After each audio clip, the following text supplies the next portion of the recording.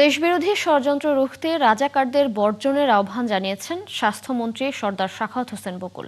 শনিবার নরসিংদী মনোহরদীর গাঙ্কুলকান্দি ভুইয়া বাজার মাঠে মেধাবৃত্তি ও সংবর্ধনা অনুষ্ঠানে তিনি এই আহ্বান জানান। স্বাস্থ্যমন্ত্রী বলেন, ৭১-এ একটি গোষ্ঠী আমাদের মা বোনদের তুলে দিয়েছিল পাক হানাদার বাহিনীর হাতে। শুধু তাই নয়, দেশকে মেধাশূন্য করার জন্য বুদ্ধিজীবীদেরও তুলে দিয়েছিল শত্রুদের হাতে। দেশবিরোধী সেই ষড়যন্ত্র এখনও চলছে মন্তব্য করে শিক্ষার্থীদের কাছে স্বাধীনতার সঠিক ইতিহাস তুলে ধরার আহ্বান জানান তিনি। নবদিগন্ত ক্লাবের চেয়ারম্যান প্রফেসর মোস্তাক আহমেদ ভূঁইয়ার সভাপতিত্বে অনুষ্ঠানে ৪০ জন শিক্ষার্থীকে মেধাবৃত্তির ক্রেস্ট ও নগদ অর্থ তুলে দেওয়া হয়।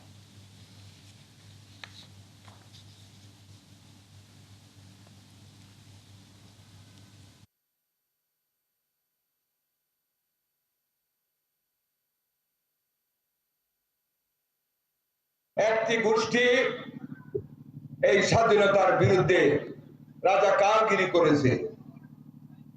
তারা আমাদের মা বোনদের তুলে নিয়ে ধরে দিয়েছে পাক হানাদার বাহিনীর হাতে।